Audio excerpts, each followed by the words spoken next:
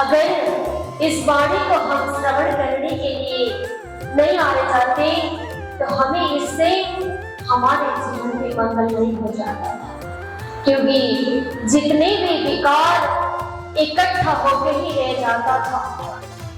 तो इस वाणी को श्रवण करके हमारे जीवन को मंगलमय बनाने की अवसर हमें प्राप्त हो रही है।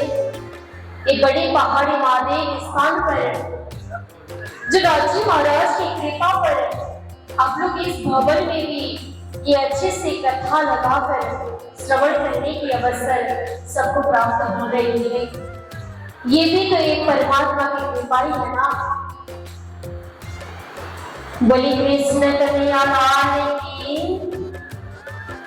जब कल हम हरजी व्यास के प्रसंग पर थे कि जब हरजी व्यास के चर्चा में एक मास तक प्राणनाथ जी महाराज चर्चा श्रवण करके जा रहे थे, जब उन्हें अक्षर धाम को ही कभी आदि नारायण कभी भगवान नारायण के स्थान में ऐसी बता रहे थे, तब बाद में प्राणनाथ जी ने इस शास्त्रों के भेद खोले कि हे हरजी व्यास, आपने मुझे एक मास तक लगातार कथा वाचन करके हमें श्रवण करवाए। अब आप हमें जो कहेंगे आप उसको ध्यान से सुनिएगा, तब आपको ये सारी भेद खुल जाएगी। तब प्राणनाथ जी महाराज ने उस समय कहे थे, जिन जानो शास्त्र में नहीं है शास्त्र में सब कुछ, पर जीव सृष्टि क्यों पावही जिनकी अकल है रोज। अरे शास्त्र में तो सब कुछ है, पर जीव सृष्टि इस भेद को कहाँ खोल सकती है। इस भेद तो केवल वही खोल सकते हैं जो ये तारतम्य के भेद जान सकते हैं, जो ब्रह्म आत्माएं हैं, उसको ही केवल इस भेद खोलने की पूंजी प्राप्त है कि उनके हाथ पर वो पूंजी है जिन कुंजी पर सारे शास्त्र के भेद खोल सकते हैं। तो ये तो जीव सृष्टि की आत्मा है, पर भी ये चार भेद तो इन्होंने पूरी तरह से जान लिए। 18 शास्त्र पुराण केवल इनके अंदर बैठ गया कि ये जीव सृष्टि केवल उस भेद खोल सके, पर ये तारतम्य की भेद जो क्षर अक्षर और अक्षरातीत की भेद तो केवल परमधाम की मोहिनी खोल सकते हैं। बोले कृष्ण कन्हैया लाल की, प्राणनाथ प्यारे की। तो प्राणनाथ जी महाराज ने उन्हें धक्का देते हुए कांची भाई को गिरते हुए वहां पारी अवतरण हुई थी। तो इस प्रकार उन्हें पूरी तरह परमधाम की भेद समझाने लगे। यह तो तथा अक्षर में शुद्ध नहीं अक्षरा, तो ये अक्षरातीत के क्या देवे उत्तरा। ये तो क्षर तक ही बात कर सकते हैं, तब ये कैसे अक्षर के भेद खोल सकते और कैसे अक्षरातीत के खोल सकते हैं।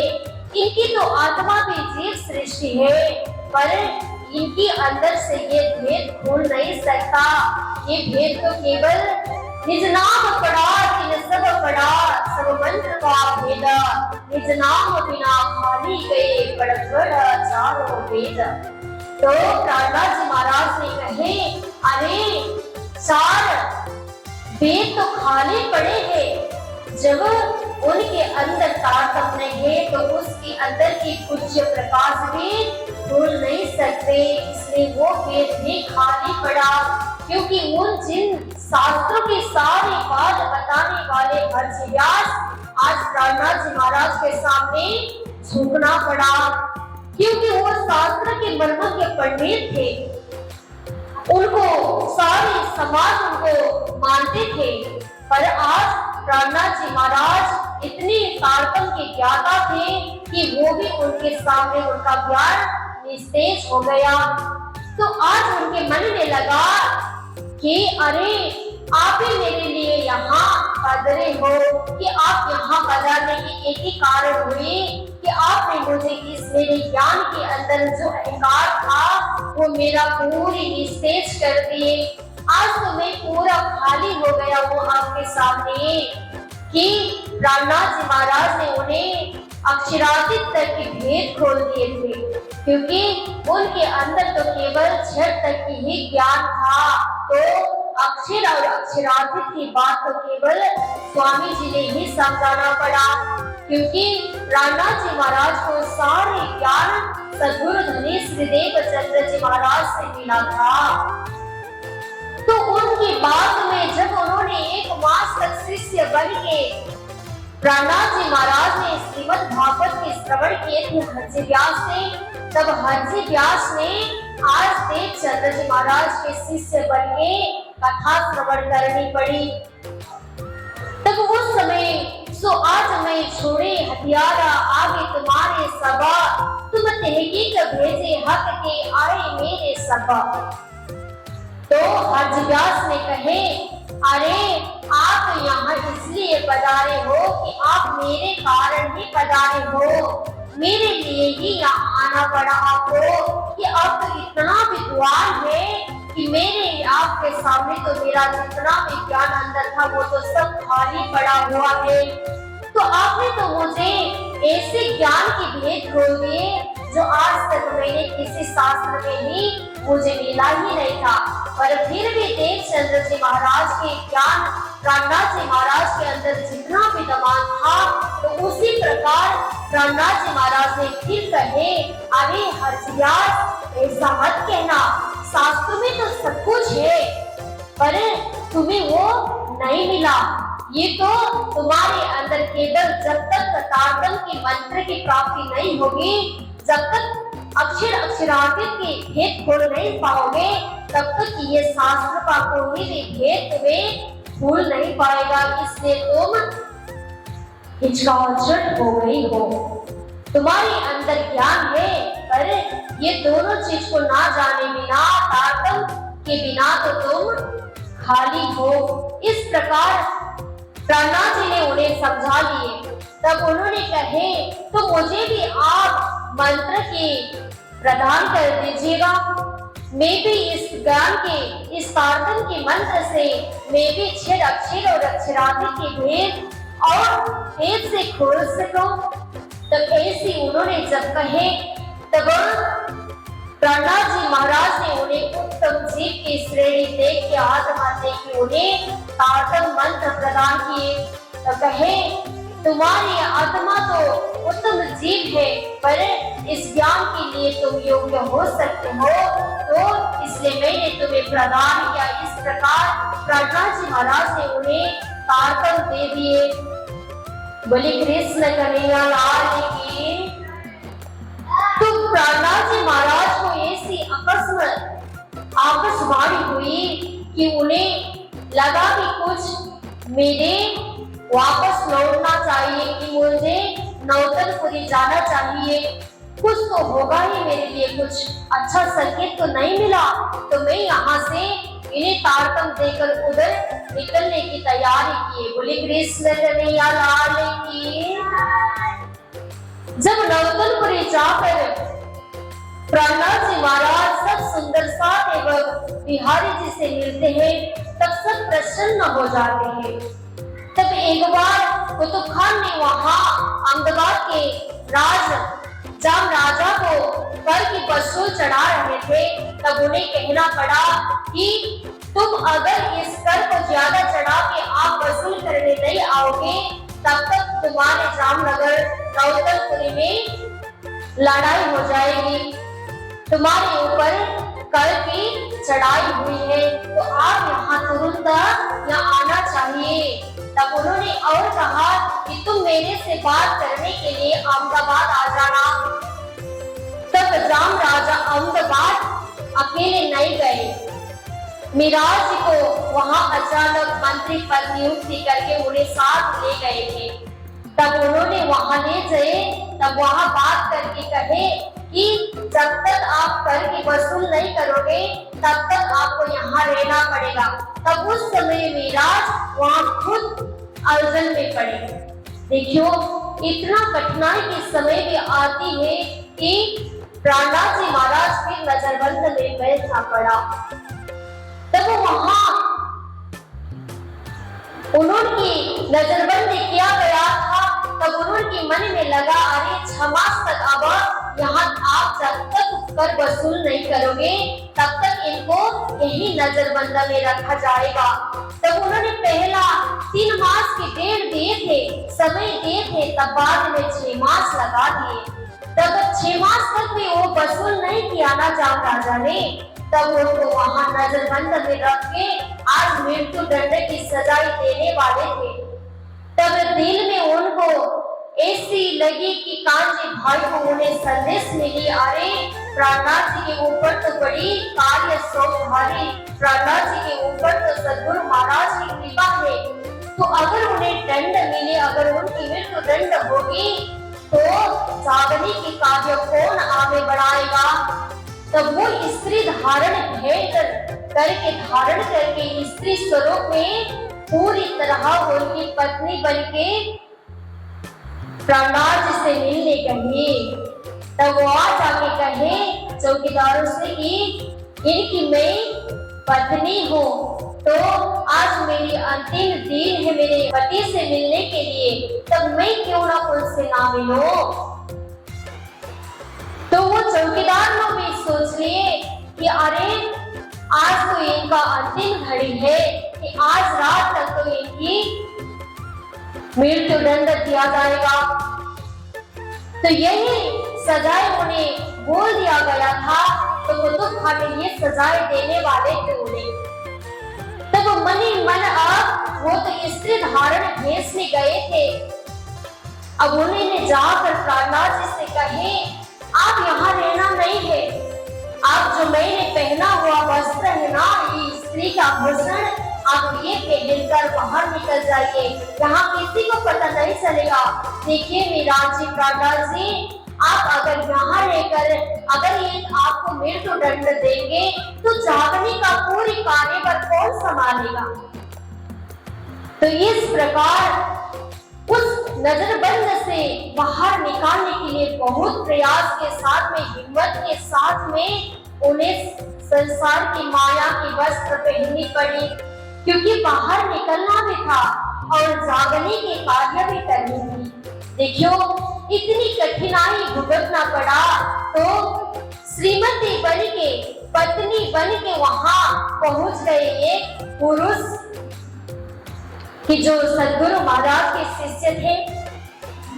तो यहाँ अगर प्राणनाथ जी को बाहर नहीं निकालेंगे तो फिर मृत्यु दंड दिया जाएगा।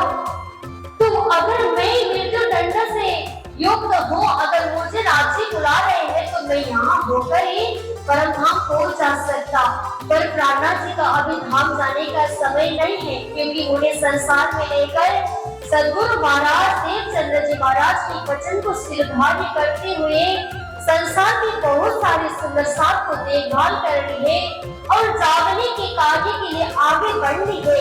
ये बात को ध्यान रखते हुए कांजी भाई अब प्राणनाथ जी महाराज को समझाने लगे, प्राणनाथ जी महाराज आपको जैसे भी है आपकी वस्त्र में धारण करके आप मैंने जो पहनी हुई वस्त्र है, ये साड़ी चूड़ा या साड़ी पहना करके प्राणनाथ जी को बाहर निकाल दिए। बोले प्राणनाथ प्यारे की। जब प्राणनाथ जी महाराज बाहर निकल गए तब मन ही मन सोचने लगे कि मुझे सद्गुरु महाराज ने माया के कार्य नहीं करने के लिए बोला था, तो जब जब मैं माया के कार्य में जाता हूँ तब मुझे ये सारी नजरबंद में बैठना पड़ता है कि आज तक 3 बार तो हो चुका है नजरबंद में बैठे बैठे। देखियो जब खेतवाई की धन लेकर आ रहे थे उस समय भी रास्ते में उन्हें नजरबंद पड़ा, तब फिर बाद में सद्गुरु की भंडारा देते समय उन्हें फिर नजरबंद में बैठना पड़ा। तब आज फिर मंत्र दीवान बन के भी उन्हें संसार की माया की कुछ कार्य करने हेतु पर उन्हें क्या हो रहा है, नजरबंद में बैठना पड़ रहे हैं। तब प्राणनाथ जी महाराज अब यहाँ माया के वस्त्र धारण करके फिर बाहर निकल रहे हैं नजरबंद से। देखियो माया कितनी बलवान है कि अगर वो ये माया के पहन नहीं पहनते थे तो उन्हें फिर मृत्यु दंड भी दिया जाता था। अगर ये माया भी कभी कभी परमात्मा के लिए बचा तो लेता है, पर हर चीज माया हमें परमात्मा के लिए जुड़ने के लिए भी तो बंधन में आगे बढ़ाता है। तो इसलिए इसकी थोड़ी सी देखभाल भी करनी चाहिए कि हमें किस प्रकार माया आगे बढ़ा रहा है। तो हम किस प्रकार माया को प्रयोग में रखे हुए हैं कि हमारे हाथ पर होती। अगर उस समय विराज सदगुरु महाराज की कृपा अगर यहाँ कांजी भाई के ऊपर ना होती तो प्राणनाथ जी महाराज भी उस नजरबंद से बाहर नहीं निकलते थे। बोले कृष्ण कन्हैया लाल की। પછી ગતમંત મારી હરી લઈ રસ પોતાને કરી। नजरबंद से तो प्राणनाथ जी महाराज बाहर निकल गए, पर अब कांची भाई को अंदर ही है ना नजरबंद में, जहां प्राणनाथ जी महाराज को बाहर निकला गया था। तो उन्होंने ऐसे साधना करने लगे कि अगर मैं धाम चले जाऊं, अगर इन लोग मुझे दंड दे तो मृत्यु दंड हो जाए मेरे ऊपर, पर भी निज नाम के जाप करते करते मुझे परमधाम की प्राप्ति होगी। तो इसलिए मुझे जाप करनी होगी। तो अगर निज नाम की राह में देखूं तो निज नाम के जाप करूं तो मुझे साक्षात पूर्ण ब्रह्म परमात्मा की दीदार भी हो जाएगी। तो मुझे अगर संसार में रहना होगा तो मैं प्राणनाथ जी के लिए ये संसार में मेरा तन ये शरीर पंचभौतिक शरीर को ही धर्म पर समर्पित कर दूंगा। ऐसे भावों से उन्होंने ऐसे जागने के लिए अपने आत्मा की शुद्धता के लिए भी और संसार के सत्य मार्ग के लिए भी उन्होंने पूरी तरह जाप करने लगे बड़े बड़े आवाज से। जब वहां के चौकीदार उन्हें देखने लगे तो ये तो अलग है, अरे ये कौन है? तब ये कुतुब खान को सुनाया गया कि अरे जिसको हमने नजरबंद में रखा तब ये तो अलग सा रूप है। जब अब अलग होने लगे ये तो कोई महात्मा है, ये कोई जादूगर होगा। तो ऐसे इनका भेष बदल गया, इसका रूप बदल गया, ये कोई तो है। तो अभी ये बड़े बड़े आवाज से जब भी करने लगे, ये कौन होंगे? तब वहां से फिर कांजी भाई को भी निकाल दिया गया, क्योंकि उस समय संत महात्मा जिनको भी आज तक इज्जत मिलता है। बोले कृष्ण कन्हैया लाल की। तो एक संत महात्मा को मर्यादा में हर लोग सोचते हैं। तो उस समय कुतुब खान ने भी सोचा कोई तो है, पर इन्हें यहाँ से निकालना चाहिए, अब इन्हें मृत्यु दंड नहीं दिया जाएगा। तब उन्हें अब यहाँ कांजी भाई सोचने लगे अब मैं प्राणनाथ जी के लिए ही जागरण कार्य पर आगे न चलो, यहाँ मुझे नहीं रहना है।